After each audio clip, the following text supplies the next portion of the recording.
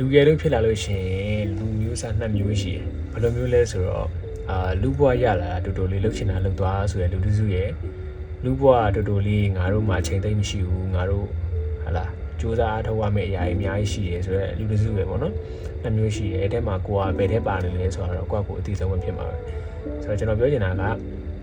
အခုဆိုလို့ရှိရင်လူတွေကစုပ်ကက်ကာလာလည်းရောက်လာပြီဗျာလူတွေကဒေါသမောဟတွေအများများလာတယ်ဒီပါကတ်တီဆိုင်လာတယ်လားစစ်ပေးမီးပေးရေးပေးစုံနေရပဲငလင်ပေးရောဟို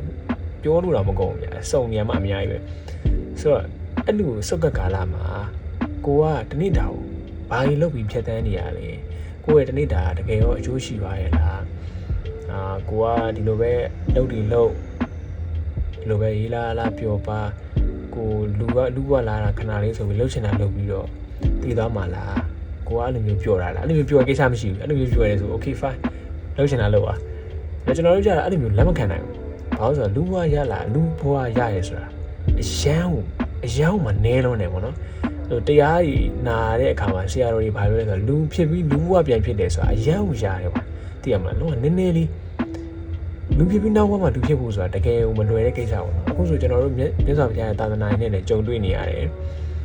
်တရားကြီးလည်းနာခွင့်ရနေတယ်ကြားခွင့်ရနေတယ်သိခွင့်ရနေတယ်ကြိုးစားရင်ဒီဘဝနဲ့တင်နေမှရောက်နိုင်တယ်ဗျာမြတ်စွာဘုရားရဲ့သာသနာခြံခဲ့တာအများကြီးပဲဘုရားရဲ့သာသနာဆိုတာအရန်ကိုတန်မိုးရှိပြီးတော့လေ့လာသိချာလေ့လာလေးတန်မိုးရှိတယ်ပဲအဲ့တော့ဆက်ပြောအောင်ကျွန်တော်လူဘွားလာရတာတူလေးလှုပ်ချင်တာလှုပ်သွားဆိုရလူစုခဏဖယ်ထားပြီးတော့လူဘွားလာရတာခဏလေးတန်အောင်နေမယ်ဆိုရလူစုကြောင်ကျွန်တော်ပြောအောင်ဘယ်လိုမျိုးလဲဆိုတော့ကျွန်တော်တို့အခုဆိုရင်စက်ကွက်ကာလာလေးရောက်လာပြီအသက်60ကျော်80လောက်ဆိုရင်တည်သွားကြလူတွေတော်တော်များလာတယ်ဆို80နဲ့ပဲတွက်ကြည့်ကျွန်တော်အသက်နဲ့ပဲကျွန်တော်တို့ပြမယ်အခုဆို2026ဆိုရင်ကျွန်တော်တို့26နှစ်ဖြစ်ပြီ26နှစ်ဖြစ်သွားပြီဆိုတော့အသက်80မှာပဲဟိုဖြစ်တယ်ပဲထားတော့ဆိုတော့ကျွန်တော်တို့44နှစ်ပဲကျန်တော့တယ်နောက်ထပ်44နှစ်မှာလူ့ဘဝမှာနောက်ထပ်44နှစ်ကိုဘာသာလုပ်ပြီးဖြတ်သန်းအောင်ပါလေစီးပွားရေးလုပ်လို့ရှိရင်တော့မှာအသက်30ကျော်40 50ထားပါအဲ့လောက်ပေါ့60 80နောက်ထပ်အနှစ်20ပေါ့60 80နောက်ထပ်အနှစ်20ကိ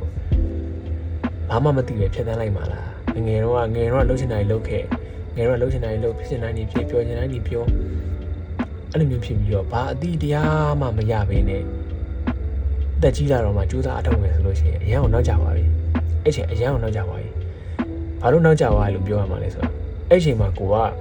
မူလာတန်းစတင်သလိုဖြစ်သွားပြီအသက်ကြီးလာဆိုသိရတိုင်းပဲကျွန်တော်မှတ်ဉာဏ်ကြီးချုံရင်းလာပြီဟိုနေရာသွားခြင်းဒီနေရာသွားခြင်းသွားလို့မရတော့ဘူးကိုယူတာကိုမသိနိုင်တော့ဘူးဗျာအသက်ကြီးလာတဲ့လူတွေကိုကြည့်လိုက်ဆိုတော့ကိုကငယ်တုန်းရွယ်တုန်းမှာဒီတရားဓမ္မအတိတွေကိုကိုမရှာထားဘူးဆိုရင်ကြီးလာရင်ကိုယောဂဝေဒနာတွေဖြစ်လာရင်တော့မှဘလို့မှစိတ်ထဲမှာတရားနှလုံးသွင်းနိုင်မှာမဟုတ်အခုချိန်ငယ်တဲ့ချိန်များကျွန်တော်တို့ဆိုလို့ရှိရင်ဘယ်လိုမျိုးတရားနှလုံးသွင်းလို့ရတရားနှလုံးသွင်းတယ်ဆိုတာဘယ်လိုမျိုးလဲဘယ်လိုမျိုးသွင်းလို့ရရလဲဆိုလို့ရှိရင်အခုဆိုဘယ်လိုပြရမလဲတရားကကိုကိုလာပြီးတော့ဆဲဆိုနေတယ်ပဲထားတော့လူငယ်ပဲဗျာကိုလာဆဲနေရလေကိုလာဆဲနေရကိုမြစ်တာပို့နေအောင်မဟုတ်တာကိုလာဆဲနေရတီးခံဆိုတာအလကားသိနိုင်တာမဟုတ်ကိုကသူ့ပြန်ဆဲမလားသူပြီးတဲ့ဟာကိုကယူလိုက်တာလေယူလိုက်တဲ့ကျကိုကပြန်ဆဲတယ်ကိုကလည်းအကုသို့ဖြစ်တယ်သူကအကုသို့လာပြီးတော့ကိုကလက်ခံပြီးတော့ကိုကပြန်ပြောကိုလည်းအကုသို့ဖြစ်ကိုလည်းဒေါသမီးတွေပူလောင်မပြီးဆုံးနိုင်တဲ့ဇာတ်လမ်းတွေအများကြီးပဲအဲ့တော့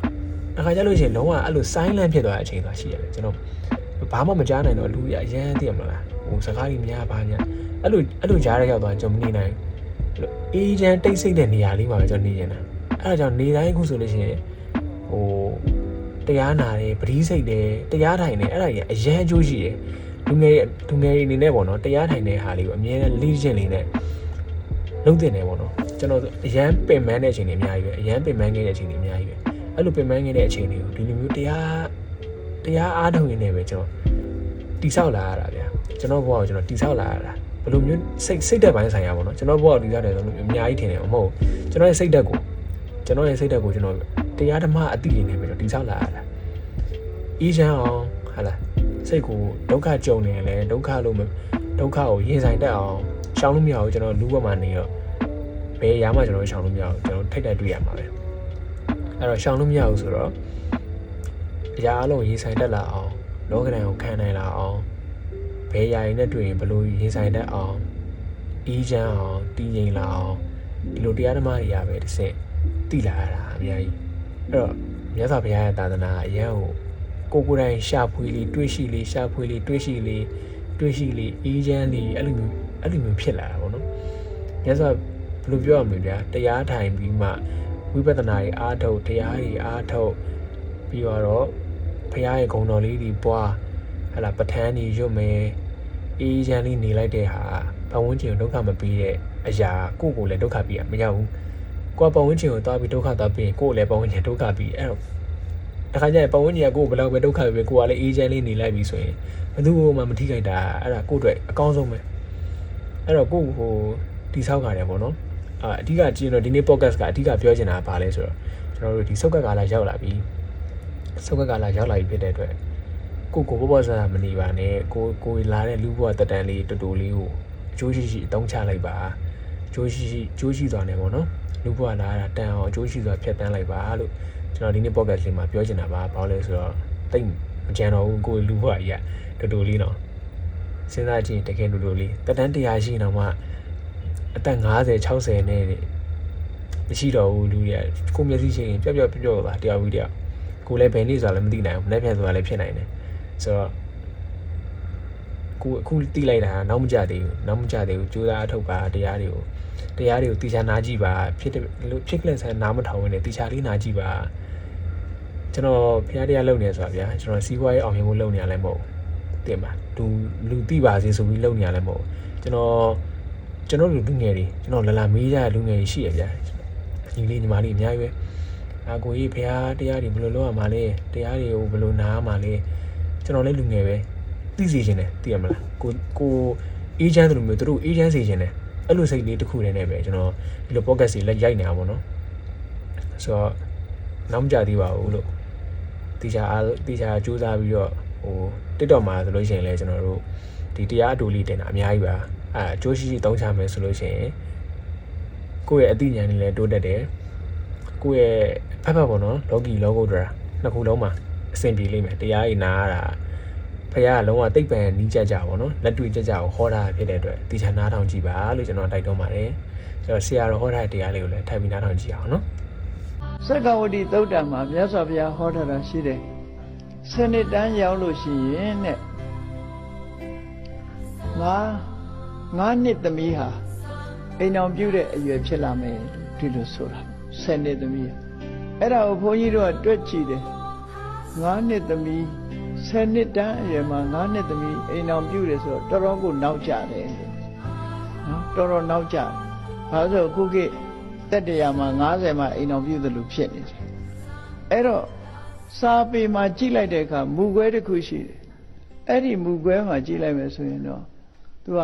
9လသမီးလို့ဒီလိုဆိုတယ်ပင်စမာတိကပင်စအဲ့တော့9လသမီးဆိုတာအချိုးချနဲ့တွက်ကြည့်တော့တေချာသိနိုင်တယ်ပေါ့လူရဲ့သက်တမ်းဟာ10နှစ်ပဲရှိတယ်10နှစ်ပဲရှိတော့ခုခေတ်အနေထားနဲ့တွက်ကြည့်ပေါ့ခုခေတ်အနေထားမှာဥပမာပဲ100တန်းဆိုပါစို့100တန်းမှာဆိုလို့ရှိရင်18နှစ်ခုခေတ်မှာအရွယ်ရောက်တယ်ဒါ85နှစ်တန်းပဲထားအောင်တော့18နှစ်ဆိုအရွယ်ရောက်တယ်လို့သတ်မှတ်တယ်ပေါ့အဲ့တော့10နှစ်ဆိုလို့ရှိရင်ဘယ်ချိန်အရွယ်ရောက်အောင်မလဲကိန်းကနန်းနဲ့တွက်ကြည့်လိုက်ပေါ့တွက်ကြည့်တော့9လသမီးဆိုရင်တော့နည်းနည်းပို့ပြီးတော့နီးစပ်တယ်လို့ဒီလိုထင်တယ်ပေါ့9နှစ်ဆိုတာတော့ကြီးလွန်အားကြီးသွားပြီသူကနောက်ထပ်9နှစ်ဆိုဖွားကြီးဖြစ်ပြီးသေတော့မှာပဲရှိတယ်အဲ့တော့9နှစ်မှအိမ်အောင်ကြတယ်ဆိုတာနောက်ကျတယ်လို့ထင်တယ်ပေါ့အဲ့ဒါလို့ငယ်ရွယ်တက်တန်းနေဆွရုပ်လာတဲ့အခါမှာအခုဒီเจ้าထဲမှာပေါက်ဖွားနေတဲ့ခွေးတွေကိုသတိထားမိကြည့်ခဏလေးပဲကြီးမွေးလာလို့ခွေးပေါက်စလေးတော်ကြာကြတော့အိမ်အောင်ကြကုန်ကြပြီသူတို့နော်မကြဘူးတစ်နှစ်တောင်မနေဘူးသူတို့အိမ်အောင်ကြကုန်ပြီအဲ့ဒါလူတွေဖြစ်တယ်အဲ့တော့ကောသလမင်းကြီးအိမ်မက်မက်တာတစ်ပင်လေးတွေဟာမြေကြီးပေါ်ကနေပေါ်ထွက်လာပြီးတော့မကြဘူးအပွင့်လေးတွေပွင့်အသီးတွေသီးတယ်ဆိုတဲ့အိမ်မက်မှုဟာတဲ့တက်တန်းတိုးလာတဲ့ဆွေးရုံလာတဲ့လူလောကမှာအရွယ်တွေငယ်ငယ်နဲ့အိမ်တော်ရသားကြမယ်ဆိုတဲ့အဓိပ္ပာယ်မျိုးတွေကိုနောက်တစ်ချိန်ဖြစ်ပေါ်လာမဲ့အနေအထားတွေကိုပုဗ္ဗနမိတ်အနေနဲ့မေတ္တာပါ သင်မင်းကြီးအတွက်ဘာအန္တရာယ်မှမရှိပါဘူးလို့မြတ်စွာဘုရားကဒုတိယမြောက်အိမ်မက်ကိုအခုလိုဖြည့်ရှင်းပြီးတော့ဆုံးမဟောကြားခဲ့တာဖြစ်ပါတယ်